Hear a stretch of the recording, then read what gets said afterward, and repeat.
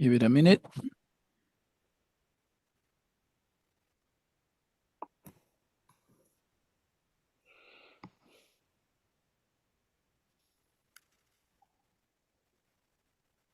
So there we go. We're back live online, this time for another of our educator spotlights, and we are very grateful to Peter Hutton and Shei Ascencio. We're coming from very different regions of the world. Shei is in Manitoba and Peter is in Victoria, Australia. So welcome both of you. And I'd ask you to briefly introduce yourselves. You'll see that Peter and Shei don't know each other, but I'm sure that you'll have a lot in common and plenty of resonance in your theme. So Shei, if you want to introduce yourself and share a little bit about your work, that would be very, very, very wonderful. Absolutely. Thank you so much, Gabriel and Peter. What a pleasure to get to meet you virtually. And Gabriel, thank you so much for the invite. We really appreciate it. I'm Shea Ascencio.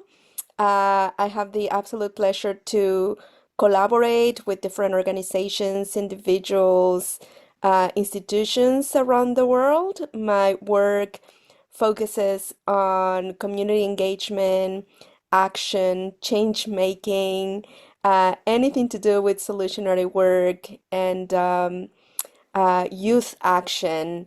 Um, I feel very honored to collaborate. One of the institutes that I collaborate with is the Institute for Human Education, and they have a big mission to educate a generation of solutionaries, which we'll talk about later on. But in a nutshell, that's what we're doing, and it's such an honor to be here and bring a little bit of what we do at the institute.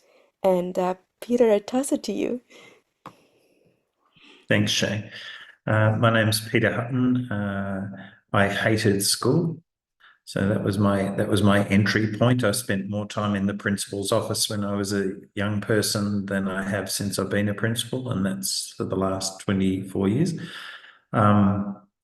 I loosely lead up an organisation called Global Village Learning. We own the name Global Village School, but we use the name Global Village Learning because we don't want to be a school. The only time we recognise ourselves as a school is when they're handing out money. When they do that, you should see my hand shoot up in the air. Oh, we're a school. But we describe ourselves as a learning community. We like to do things differently. So most of the nomenclature of education we don't use. So we don't have teachers and support staff. We have guides. We don't have students. We have young people. We can take a young person that's 4 years old and see them all the way into university without having to do a single high stakes assessment. Yeah, so we would be one of Australia's most innovative schools. Or Peter, not let school. me ask you a question first, and then we'll shift over to Shei. But I'm very interested in knowing. We've been in touch for many years, and I've been following your journey, and you've got I think you have a very interesting perspective, having worked at schools that were very academic and turning them around and being Mm. very, very forward thinking in that to your current leadership role, where, as you've yourself mentioned a few seconds ago, you're focused on a more I don't want to put words in your I'd like for you to describe it. Let's say in terms of different priorities and different goals, surely from what you set out to do at the beginning of your career. Can you share that journey with us and how you stand now in terms of your sense of purpose as a leader? Yeah. So perhaps I'll talk a little about where we are now. Um, I'd started an organization, and this is how Gabriel and I started to interact together. I started something called the Future Schools Alliance, and that was a group of 110 aspirationally innovative and actually innovative schools around Australia and about 20 schools internationally. I also, during COVID, because I was bored and I wanted to talk to some wonderful people, started something called the Constellation, which was a group of 12 of the most innovative schools on the planet that I could find. and I really enjoyed that. And then, in a post-COVID environment, they sort of like that organization gradually slipped away.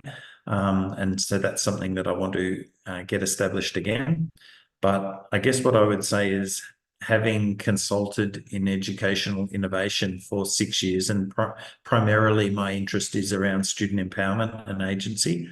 That's my sort of, I guess, vehicle for change. Um, that I was sick of talking about innovation and seeing, or sort of seeing the lack of it in some ways. And so I decided that I probably had 10 years to recommit to actually, taking a school and taking it to a vastly different place. So I started at a very small school that had 86 young people when I started 3 years ago. We've grown 75% in the last 12 months, and we've just bought a second campus as well. So we have what we would describe as 250 learners, 50 of whom are old. So that's me, and other old people as well. Yeah, I started. Interestingly, I've done approximately half my time in state schools and half my time in independent schools. And initially, when I was first a deputy principal, I was one of those ruthlessly efficient people that maintained strict discipline and order. So yes, I can do it if I need to, but I think I was really living out the life of the deputy principal that was in charge when I was at school. And certainly for the last, let's say 15 years, I've been way down the other end at what I would term radical innovation. I used to think that I wanted to support educators to change the education system, and I'm talking there primarily primary and secondary. I now no longer think that that's possible, and that AI will change it within the next 5 years, whether any educator wants to or not.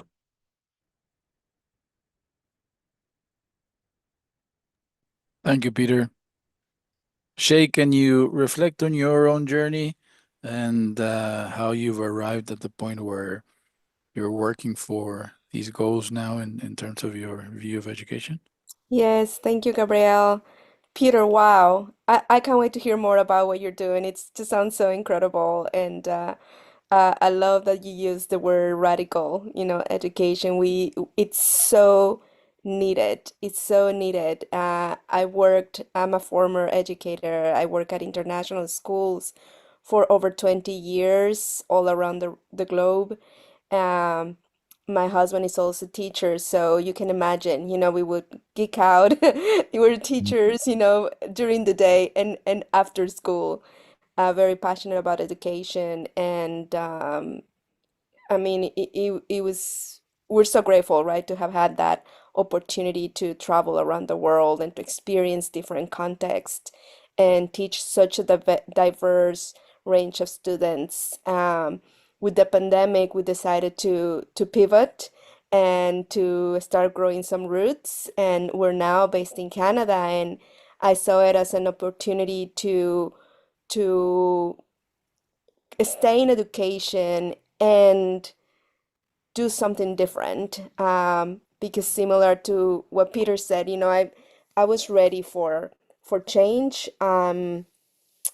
The work that I've done in the past has very much focused on student agency and empowerment, and many of the education systems that I've experienced and that we see right now around the world do not foster that. And the work that I see that youth is doing, it's incredible. And many times I need to pause and, reflect on, oh, these kids should not be doing this. They shouldn't be worrying about the state of the world, and they should just be kids, be young people and enjoy life. But we're in such a state that that is not possible. And they are saying it's enough. We have to do something about it, right? The adults can do it, so we're going to do it. And it's just such a joy and a pleasure, and such an incredible experience to learn from young people, to collaborate with them, and to see what is possible, outside of a traditional learning classroom. And yes, this is what I'm doing right now, and this is how I end up collaborating with youth, with young activists, with organizations like the Institute for Human Education. You probably heard of the International Baccalaureate. I collaborate with them as well in other areas that are empower students and young people. So yes, long story short, that's how I got to this Thanks. point. Thanks to both. Then let me go back to Peter first, and then we'll come back to Shei. Um, how is it done, Peter? How is change done at the global village? Mm. So it's interesting, isn't it? We talk about change as opposed to just complete reimagination or starting from scratch. Short of literally the money that comes in, and we're in an incredibly fortunate situation in independent schools in Australia that we, if you're working with young people from perhaps less financially advantaged backgrounds, you can get a substantial amount of funding from the government to do what you're doing. But other than that, we actively try and do things not like a school. So at the moment, I'm sitting in our second campus, which is actually in an old jail. So we bought this site. It's called the Old Castlemaine Jail. If anyone wants to look it up, it was constructed in 1861. Quite the metaphor, eh? It is, and the irony is not lost on any of us, Gabrielle and Shei, that I feel like most schools are like prisons, and now we own one. So it's a massive space. It has 18-foot walls around it, some of which have razor wire. But what happens within that space? It's actually a beautiful space. Like, even though it's had quite a dark history, um, it's got, it was built at the time when they were trying to reform prisoners, not just punish prisoners. And so it's got the most beautiful sort of 8-meter ceilings, lovely ventilation, wonderful light. Like, it's more like an artist's canvas than it is a prison. But when young people come here, and I was reflecting on this just a moment ago when I was just caught the tail end of the last speaker talking about assessment. Like, to me, honestly, the whole idea of assessment like, I'm not anti-assessment if it's the young people that want to see how they're progressing, but their whole notion of somebody else judging somebody else when it's their learning, like, really, I guess, goes against the grain. Like, whose education is it? Like, at the end of the day, it's the young people. Back in the old days, where once you left school, you lost access to academics, really, and your only other alternative was the library. In a post computer-based world, but certainly in a post-AI-based world, information is always available. So why do we need to cram in a whole lot of useless facts and information in the first 13 years? Like, it is a complete joke. And to then create artificial scarcity to get into tertiary organizations where, Australia, like many parts of the world who have negative population growth, any young person who has a degree of, literacy and numeracy, if they've got the vaguest ability to complete a course, they can get entry into the university placement. So to create this artificial drive and the only way we can get young people to actually study, because the stuff is so irrelevant, is with fear of how are you going to go on the exams, or what sort of score are you going to get at the end. Like, it's really a nonsense. Like, any young person that wants to go to university who's got vague competence can go. They can get at least a foot in the door in Australia. And that, I know that's not like it in every part of the world, and I understand that. But even in our case, we still have this drive for marks, etc. So we just don't do that. We learn purely for the love of learning. Can you imagine that? Like, Shei was talking earlier about, young people being able to just like, have a youth and enjoy themselves. Like, is that not a legitimate outcome on its own right? Uh, and even better if it's not only about enjoying yourself, but it's also productive. So that's our aim for our young people, that they are happy and productive. Happy because it's very difficult to be genuinely productive if you're not, feeling psychologically and physically safe and valued and known as a human.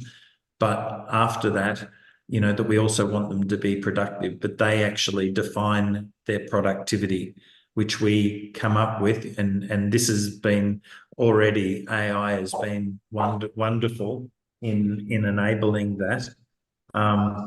Is that we base all of their learning around a list of what they would like to learn, do, or make. So that's a little bit of a starter there. Great. Yeah. Wonderful. Yeah. We'll go back to there are many questions that come up as to how you are managing your narrative and expectations, etc. But we'll go back there. Shei, going back to your work in various organizations, um, and in a way pivoting on what Peter said regarding the complete reimagination of the education system. And I know that you, Peter, have worked long and hard to be able to do that. But for most people who are stuck in either in a traditional system or one where they don't have the freedom or the financial viability to start from scratch and reimagine education as it truly should be, as you said, we have organizations like the ones that Shei interacts with that try to mitigate that by becoming third-party instigators or catalysts. Can you share your view on that, Shei? Yes, I think this is working at the institute and seeing it has it's such a good way to continue learning and know that there's so many educators that are on the same page, right? And align with this idea of education. There's a better way to do this. We can offer more to our students and the kids that we have in front of us.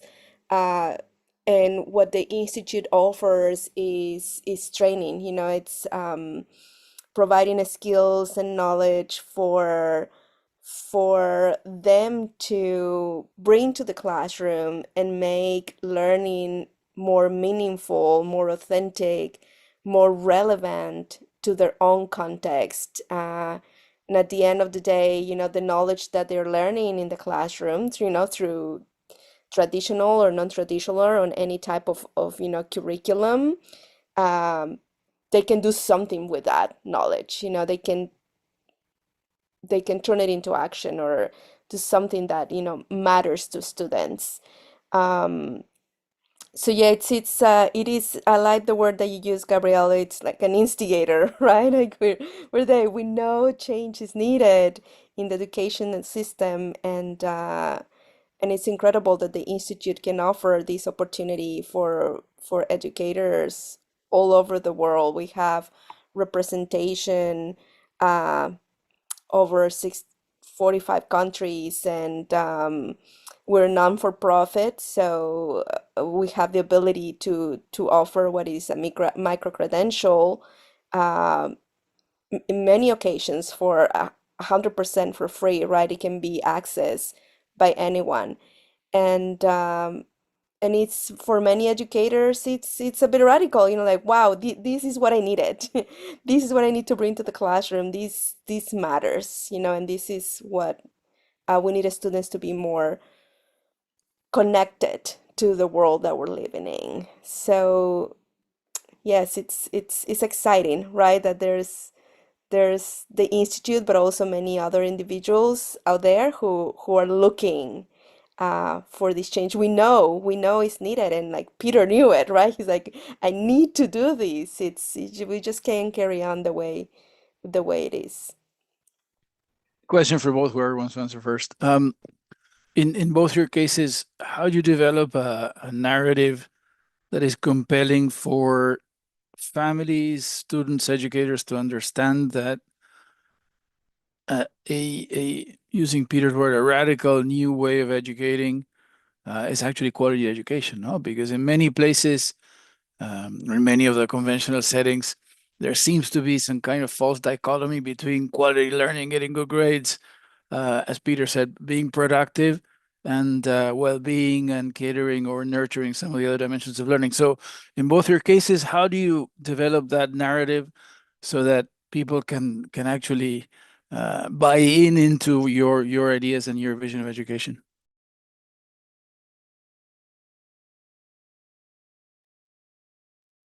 Do you want to go first, Shane?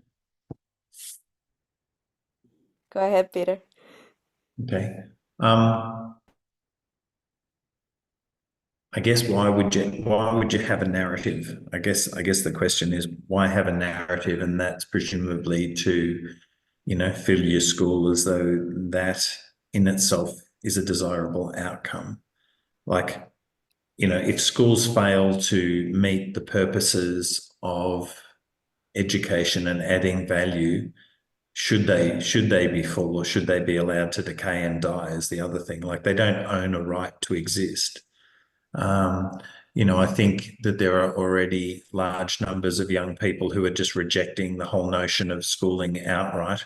And through organisations like Shei's and many other, both for profit and non for profit, and just single people reclaiming control of their own education. Education has the choice of either adapt and become relevant again, or die, and it should. Uh, I'm I'm less interested in education in terms of an organized process, as opposed to empowering learning and ownership and agency over that learning. That's what I'm fascinated by. I think, and it's not only AI, even prior to that, but entrepreneurship is the alternate pathway to going through the mill, getting you good grades so that you can get into university, so that you can get a good job that's now going to be replaced by AI. Like the whole notion of that collapses. Whereas, entrepreneurship, learning to live off your own wits and skill, and that doesn't have to be high-end IT. It can be, running a car, no offense to car detailing, but, it can be running a car detailing business, or a laundry business, or a, window washing business. When you're self-employed, when you're an entrepreneur, you're never unemployed. You just haven't got your next client yet. And I think as we move into, the years ahead, and like I don't hear anywhere near as much talk as I might imagine about how AI is going to change the world. Because if we thought COVID was disruptive, and in Victoria here, we were locked down for longer than anyone in the world, 287 days. AI within the next 5 years will make COVID look like a head cold. Like, it will redefine the world, not only in terms of AI, in a screen or in a box or in the cloud, but through robotics, which is the next growth area in the next 3 years. It is going to radically change the world and make going to school and sitting in front of a whiteboard or a projector looking at a series of, presentation slides just look like something, that belongs in a history museum, as it rightly should. It's literally going to, I guess, change the world. And so when you're looking at a narrative, like in Australia at the moment, a lot of and this is terrible, but a lot of our state schools and our Catholic school system, which is our second biggest system, are all going down the science of learning. Now, the science of learning isn't scientific just because you use the word science in front of it. And I'm not suggesting that it's not based on some, semblance of research. But to think that you can just do it for the whole day and have, as in our cases, 5 and 6-year-olds sitting in front of a screen doing PowerPoints while the teacher is reading off a script, is just insanity. It is literal insanity. And so the number of young people of all ages who are just refusing to go and hence looking for an alternative means that when we have a proposition such as we offer at Global Village Learning, where you can learn things that are genuinely fun and relevant and engaging because you chose to do them, the narrative, like the case makes it makes its own case, is what I would say. Well, it's great to hear that, Peter. In at least in many of the different places that I operate, schools, or better said, uh, education has a harder time persuading people that the kind of thing that you are doing is quality education. People are still very conservative, and it's great to hear that at least there, the tide seems to be turning, and that the valid, legitimate rejection of the traditional system is uh, getting people to vouch for other alternatives. It's I've visited lots of schools in the last 3 or 4 years, in many different countries, and it's still the question had to do with that many of the innovative schools that I know are having a tough time Mm. getting their families to understand that a lot of what they do is not only meaningful but also very relevant in terms of the skills needed to thrive in a world that, as you say very correctly, will be totally transformed by AI, and where whomever that cannot connect with a deeper sense of self and purpose will be totally lost in the face of tremendous uncertainty. But anyway, thanks for that. Shei, can you reflect on again? So the question would be, how do you communicate to your students, educators that you work with, the need to engage in a different mode of learning and to learn different things? Yeah, I think that we're at the institute, we're very fortunate to have people involved who are ready. They're ready for that change. And I value that. I really appreciate that because uh, they know, right? They're people who are in the classroom and who are seeing that urgency of we need something else.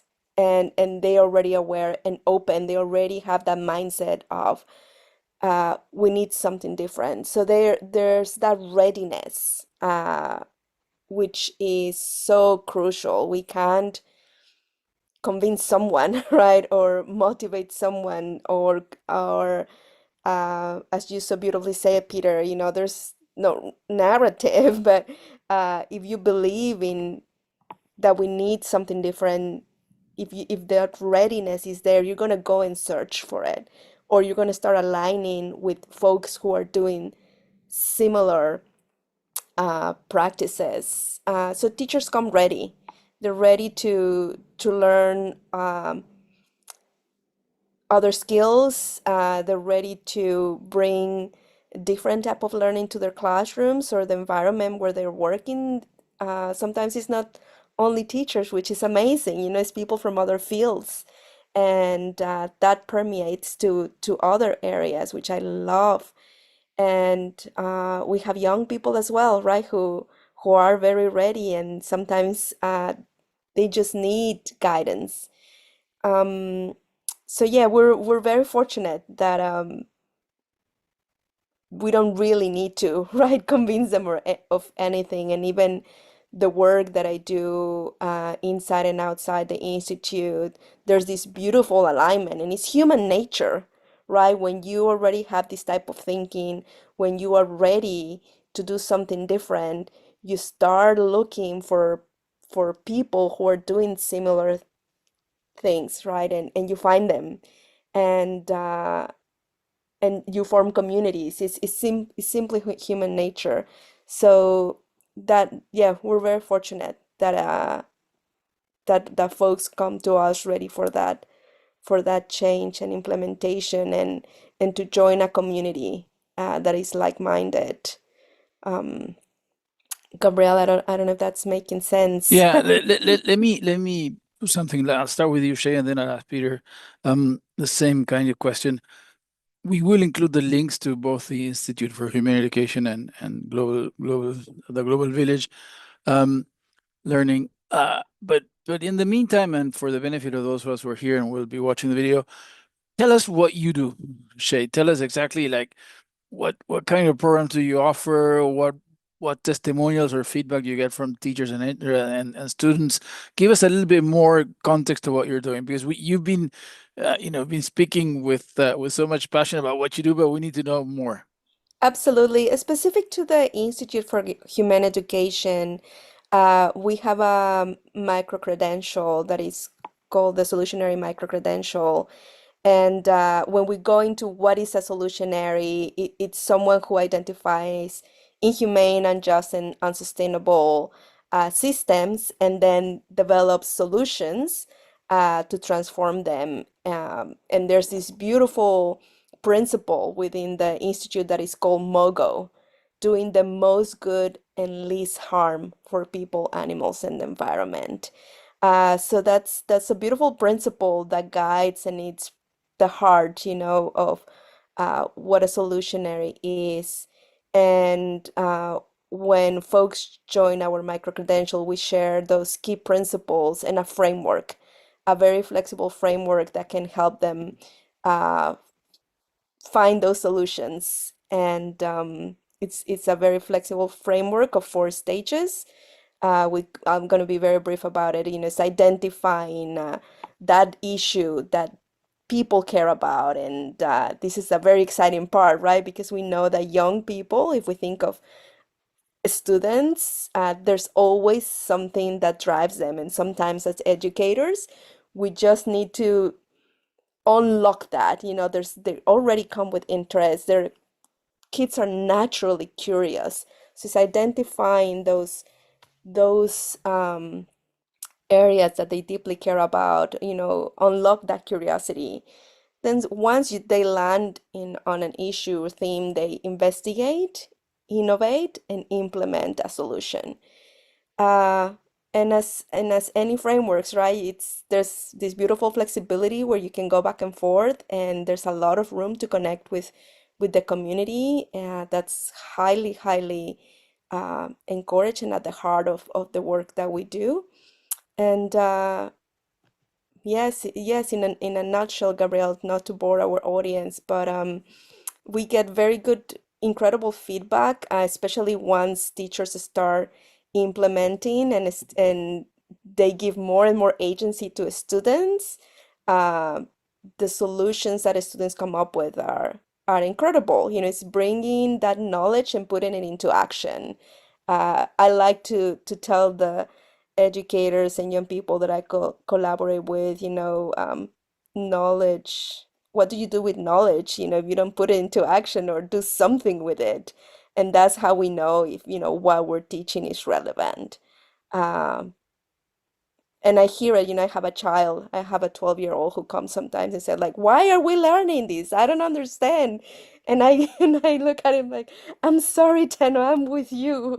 I don't know why they're teaching you that. It's you're not gonna use it. Or when he tells me, Mom, I don't want to go to school tomorrow because I have to, I'm writing this story and the teacher told me that now it's a draft and tomorrow I have to write it again to publish it. Like, why do I need to write it? And nobody writes, by the way, everybody types. So there's all this, kids know. They know what is relevant, they know what is not. Even they know the skills that they should be learning. So yes, meaning is so crucial, relevance, having that sense of purpose and knowing that what we're learning matters and that we'll need it, right? And we do this as adults as well. We uh, I hope many adults, are happy doing what is fulfilling them and knowing that it's serving a purpose. Thank you. Peter, Global Village Learning is about, if I don't remember correctly, empowering learners to build communities that that positively impact the world or something like that, along those lines.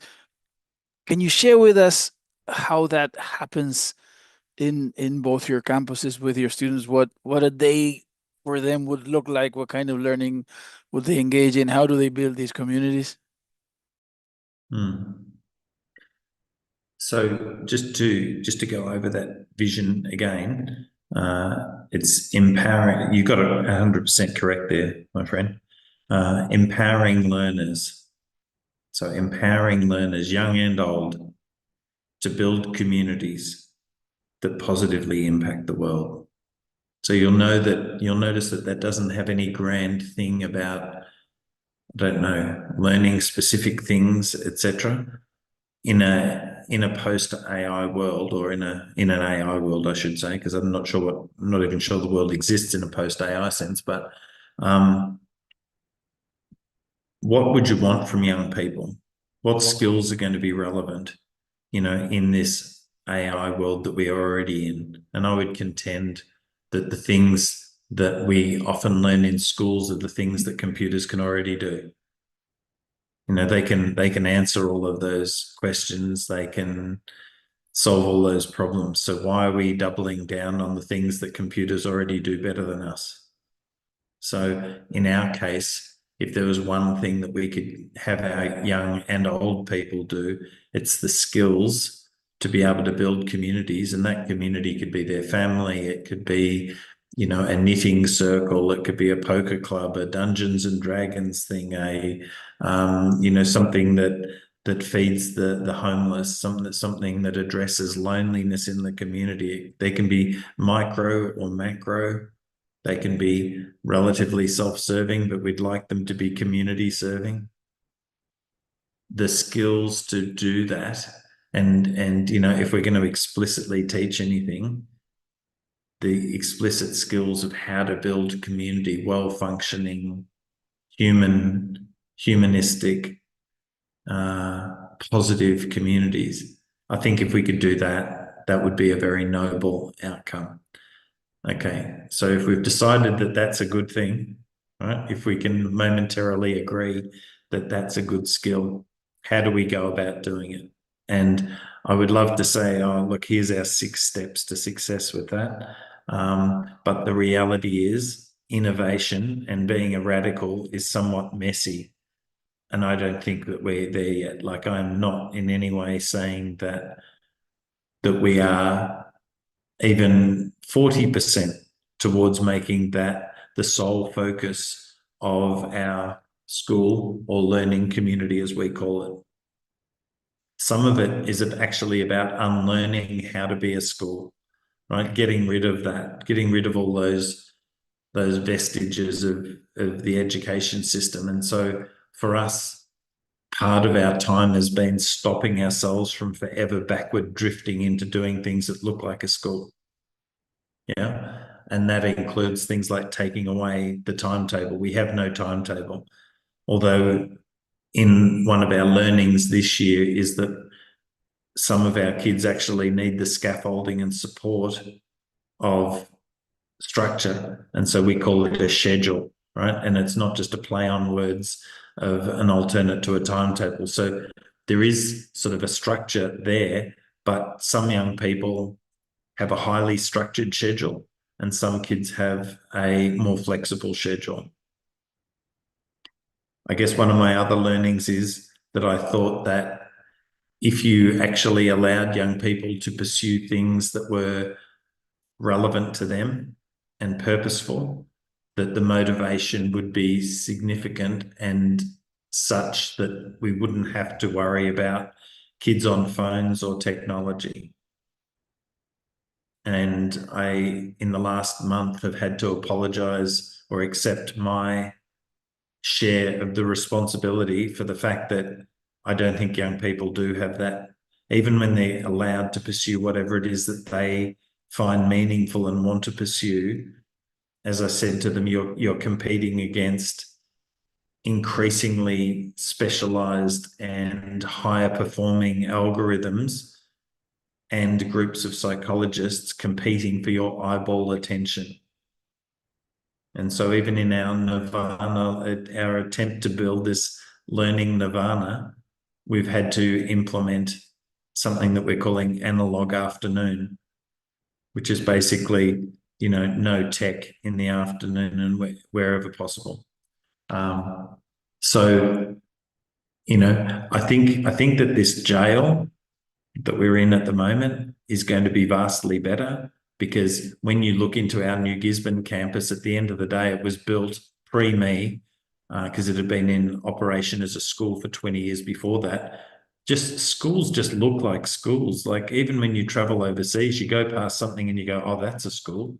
They've got a basketball court out the front, and some pretty bland buildings, and what you don't see is any evidence of young people. But when you come and visit our jail, school is not your automatic go-to in terms of what's that. Like, nobody thinks, oh, they've probably got a school in there. Okay. And the beauty of it is we got this because it's got a massive heritage overlay on it. We managed to pick up the jail for $2.5 million, which is like the same price as you'd pay for a 2-bedroom, 2-bathroom unit in Melbourne. Except we've got I think it's, no, it might be, I think 5 acres, 5 or 6 acres of land, and about 3 acres of buildings. And so, in terms of empowering learners to build communities that positively impact the world, it's located in a place called Castlemaine, which is about, I don't know, an hour and 20 minutes from Melbourne, but it's got the tightest community that you can ever imagine. And so half of our jail will actually be a community precinct. And it's got the area's got a huge arts community, music, circus, dance, permaculture, you name it. Like, it's a bohemian, like, joy love city. Okay. And so half of our space will be for community use, and our young people, including like the local community radio, is moving into the jail for broadcasting. And it just provides, like, I don't know, hundreds of different opportunities to interact, for our young people to interact with adults in real world situations, which is so, like, think of the nonsense. We're trying to prepare young people for the real world. So how do we do it? Let's keep them segregated from it. Like, that's just a nonsense. So the more that we can fully integrate our young people into the world, the better. It's almost the ultimate irony that you had to find a jail so that you were free from the confines of a school building. You mentioned, Peter, and the tremendous impact of AI, and I resonate with what you said in terms of that we can't even fathom how impactful this will be and the effect it will have on our lives. But the question is, if we take as a valid assumption that a lot of the cognitive tasks that we do now are eventually going to be offloaded into an AI, and same for Shei. How do we get to the point where we educate young people to acquire the higher order skills necessary to become proficient users of those mechanical cognitive offloaded tasks that the AI will enable us to do? Like, how do we get to be good masters and not poor slaves of the AI? And any of the two who want to answer that.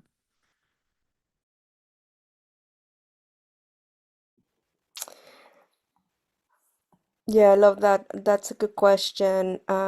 Peter, I love what you said about this. Sorry, before I jump there,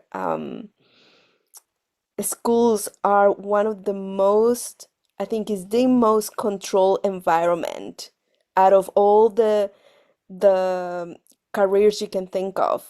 And and I think about that often too. We want students to be prepared for the world, but they're in such a controlled environment, right? And I just appreciate that you mentioned that um, with AI, there's a lot of uncertainty, right? There's the you don't know what you don't know, I feel.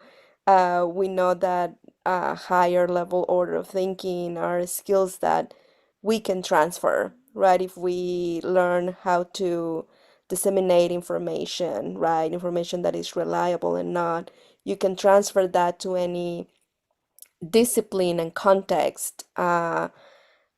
We know, I mean, we can sit here and list a lot of strategies and skills, uh, and there will be more that will continue learning as AI continues evolving. And I think here is probably asking of us as adults, and I think youth are so good at this too, being very in tune of what we need to learn, what is next for us as human beings. And sometimes, like, without thinking too much about it, is I think it's going back to connection, right? To being human beings, to recently a very close friend, she's part of the First Nations community here in where I am based in Canada. She said that's that saying of "it takes a village to raise a child" is so true. uh we need to be connected. We're called human beings, not human doers. We need to be, we need to connect with our community. We need to learn from the elder, learn from moms and parents and your neighbors next door. So sometimes without even overthinking it too much, going back to basics, let's call it, but also staying in tuning with that open mind of what is next, right? And what do we need to do to live with this accelerated AI world that is continuous evolving and unfolding in front of us.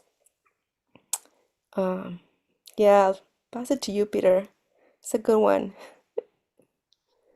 I think the original, like your question there, Gabrielle, and I 100% echo what you're saying there, Shei. Like we don't know, but being human is probably, that's the thing that we need to do.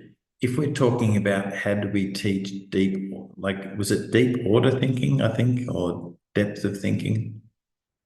Yeah, it's basically how do we get to the point where we can discern enough so that we become good masters of the AI.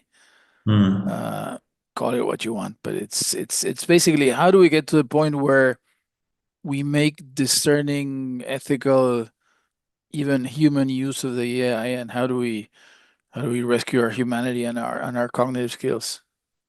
Okay, so I'm going into dark territory here, Gabriel, but I reckon that we've got zero hope of being masters of AI. It doesn't matter what we do. Like the cat is out of the bag. There's enough vested interests that are going to keep AI going to the point where it becomes vastly smarter than any of us. And there is no previous example in human history where something less intelligent can control something more intelligent. Like at the end of the day, AI is going to look back on us as some sort of quaint, lower, intelligence species. And frankly, we're not going to be its, like, there's no way it's going to put up with us being its masters. And, like in the short term, we can worry about AI being used by bad actors to get an uneven proportion of the pie, but that's basically about a 10 to 15 year period of disruption before AI is so superior to us. I'm afraid it might not have the morality and the feelings, but it can do a very good simulation thereof, to the point where I think the bigger question is not how do we control AI, it's how do we retain some sort of meaningful existence in the world. How do we find purpose when something else can do everything better than we can? And I think, because I have thought about this a lot, uh, that the real challenge for learning or education will be, how do you make meaning when nothing that you do in itself has meaning? And I think there are things like that. Like we know that in a financial sense that we are going to have to move to something called universal basic income, which almost everyone has heard of. But I have a different theory, because if you just give people money and there is no meaning, it's going to be a very bleak and negative future. But what if we, instead of universal basic income, we had something like universal basic learning, or universal basic giving, where in order for you to receive your living wage, that instead of just getting it, you had to do something. You either had to go and support somebody else, even though an AI could do it, but you have to do it yourself, or you have to learn something, not because it has commercial value, but just because it's fun to do. So we know that AI, for instance, can smash any human at chess, but I still enjoy playing chess. So I could learn to become, at a vastly accelerated level using AI to then play another human, and in return for which I receive my universal basic income. So there you go. You Yeah, weren't expecting that one, were you? I'm a chess player too, Peter. So I've thought long about the metaphor of chess, and I think the way in which we can preserve a trace of our humanity. And again, I agree, it's probably a very simplistic proposition, say master slave, etc. But I think, and chess has proven that, even though we can't beat the computers, but humans have become a lot better at playing chess, and Absolutely. it's because through repetitive practice using AI, we've developed deep intuitions, and humans are still better at those deep intuitions, and they can still get those pattern recognition slash holistic cognitive shortcuts better than AI.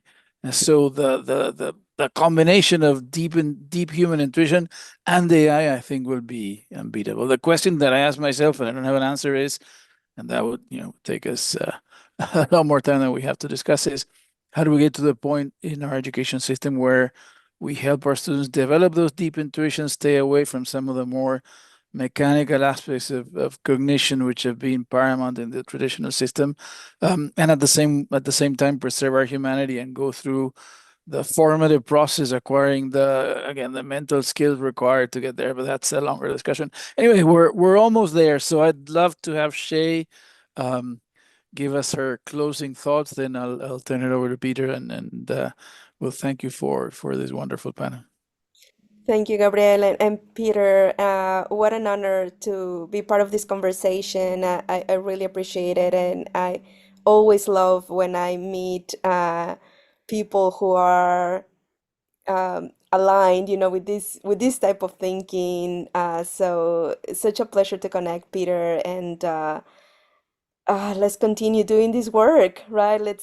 Let's continue connecting and finding mind-alike folks. And I'm a huge believer that this work is has to be done in community. We can do it on our own, right? And so please let's stay connected.